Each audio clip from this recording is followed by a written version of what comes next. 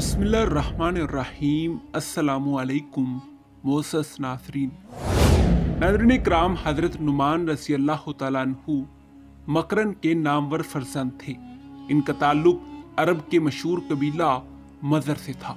इनके 10 भाई और भी थे और इन सब का शुमार जलीलुल कदर मुजाहिदीन और सहाबा में होता है।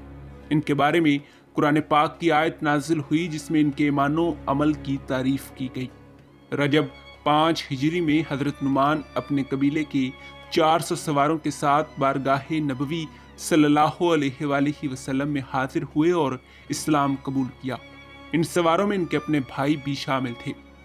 नाज़रीन इकराम, रसूल करीम सल्लल्लाहु अलैहि वसल्लम की कमान में गज़वे खंदक और इसके तमाम गज़वात में शरीक रहे। फतह मक्का के वक़्त अपने कबीले मुज़ीना का झंडा इनके हाथ में था और मुज़ीना के 1003 अफराद इसमें शामिल थे। हज़रत अबू बकर सिद्दीक़ रज़ी अल्लाह तआला अन्हु के ऐद खिलाफत में बड़ी बहादुरी के साथ मुर्तदीन के खिलाफ लड़े और अब्सो ज़बान और दीगर कबाइल अरब की सरकोबी में पेश रहे। हज़रत नुमान रज़ी अल्लाह तआला अन्हु और इनके भाइयों का मुर्तदों के खिलाफ लड़ी जाने वाली लड़ाइयों और इस्तेहकाम खिलाफत में बड़ा अहम हिस्सा है। जंग कासिया में हज़रत साद बिन अबी वक्कास की क़यादत में लड़े यज़गिर्द के पास जो इस्लामी सफारत भेजी गई थी, इसके सरबराह भी यही थे। नाज़रीन इकराम, जब ये सफारत कसरा के पास मदाइन पहुंची तो यज़गिर्द के ज़्यादातर सवालों का जवाब और नहायत मुख्तसर और जामे अल्फाज में दीन की दावत देने वाले बुजुर्ग यही थे।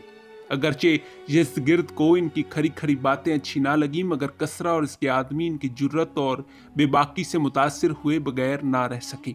यहाँ तक कि कसरा ने अपने लोगों से कहा कि मुझे मालूम नहीं था कि अरब में ऐसे लोग भी मौजूद हैं, तुम सवाल जवाब में भी इनके मुकाबले के नहीं हो। मुझे यूं लगता है कि या तो ये लोग अपने मिशन में कामयाब हो जाएंगे या फिर इनके लिए अपनी जानें दे देंगे। जंग कासिया में बड़ी आजमाइशों से गुजरे और जब अल्लाह ताला ने मुसलमानों को फतह दी तो हज़रत उमर रज़ी अल्लाह तआला अन्हु को ये खुशखबरी देने हज़रत नुमान रज़ी अल्लाह तआला अन्हु ही गए थे। शिकस्त के बाद यज़गिर्द ने बाकी मुल्क छान मारा, अपने मुल्क की दफा और नुकसान की तलाफी के लिए लोगों को खूब उभारा और अहवाज़ में मुसलमानों के खिलाफ एक बहुत बड़ी फौज तैयार कर ली। चुनाचे इस सिलसिले में हज़रत उमर को लिखा गया। हज़रत उमर रज़ी अल्लाह तआला अन्हु ने हज़रत साद बिन अबी वक्कास रज़ी अल्लाह तआला अन्हु को लिखा कि नुमान की क़यादत में मुसलमानों का एक बहुत बड़ा लश्कर फ़ौरन रवाना किया जाए, जो हरमज़ान के करीब ठहरे और अपना मिशन पूरा करे। नाज़रीन इकराम, हज़रत नुमान अपने लोगों को लेकर अपने मिशन पर रवाना हो गए और हरमज़ान के लश्कर का राम हरमज़ में मुकाबला करके इन्हें शिकस्त दी और शहर फतह कर लिया। हरमज़ान ने शिकस्त के बाद तस्तर में पनाह ली। हज़रत नुमान रज़ी अल्लाह तआला अन्हु ने कूफी फ़ौज के हमरा तस्तर की राह ली। हज़रत उमर के इरशाद पर हज़रत अबू मूसा अश्शौरी और 17 बिन अबी रहम फ़ौज के साथ इनकी इमदाद के लिए आ पहुँचे। ये आगे बढ़ते हुए नहामद जा पहुँचे। नाज़रीन इकराम, हरमज़ान ने यज़गिर्द को लिखा कि जब तक आपकी सरबराही में हम सब मिलकर मुसलमानों का मुकाबला नहीं करेंगे, कभी कामयाब ना होंगे। इस पर यज़गिर्द ने हामी भर ली और 1.5 लाख फौज मुकाबले के लिए इकट्ठी कर ली। हज़रत साद बिन अबी वक्कास ने हज़रत उमर रज़ी अल्लाह तआला अन्हु को इस अजीम लश्कर के बारे में इत्तला दी। हज़रत उमर रज़ी अल्लाह तआला अन्हु इस लश्कर की कमान के लिए बज़ाते खुद आना चाहते थे, मगर हज़रत अली और दीगर अस्हाब शुरा के मशवरे से खुद मदीना ही में रहे और हज़रत नुमान बिन मकरन को इस मुहिम की क़यादत सौंपी। हज़रत नुमान रज़ी अल्लाह तआला अन्हु को हज़रत साद रज़ी अल्लाह तआला अन्हु ने कसकर का वाली मुकर्रर कर दिया था, जिसे वो पसंद नहीं करते थे और उन्होंने हज़रत उमर को लिखा भी था कि वो वाली की बजाय गाजी को बहरहाल तरजीह देते हैं। नाज़रीन इकराम, इस पर हज़रत उमर रज़ी अल्लाह तआला अन्हु ने लिखा कि मुझे मालूम हुआ है कि अजमियों ने नहावंद में एक बहुत बड़ी फ़ौज जमा कर रखी है। जब आपको मेरा ये ख़त मिले तो आप बमा अपनी फ़ौज के अल्लाह का नाम लेकर और इसी के भरोसे पर चल पड़ें। फ़ौज के आराम और इनके हकूक़ की अदायगी का पूरा ख्याल रखें। एक मुसलमान मुजाहिद मेरे यहाँ बहुत ही कीमती है। इस खत के साथ ही हज़रत अबू मूसा अश्शौरी और दीगर सब कायदीन को हज़रत नुमान की इमदाद के लिए लिखा। चुनाचे इस्लामी फ़ौजें नहावंद के एक शहर माहो दिनार में जमा हो गईं। اور دیگر قائدین کو یہ لکھا کہ جب تم سب اکٹھے ہو جاؤ تو تمہارے امیر حضرت نعمان رضی اللہ تعالیٰ عنہ ہوں گے۔ نیز احواز کے سپہ سالاروں کو ہدایت کی کہ نہامند کے اصل مقابلے سے پہلے سپہ پر ضربے لگائے جائیں تاکہ اس وقت تک وہ کمزور ہو جائیں۔ حضرت نعمان اپنی فوج لے کر نہامند کی طرف چل پڑے اور اس کے دائیں بازو پر لاشت بن قیس کندی اور بائیں پر حضرت مغیرہ بن شعبہ رضی اللہ تعالیٰ عنہ تھے۔ شہر کے قریب دونوں فوجوں کا آمنا سامنا ہوا۔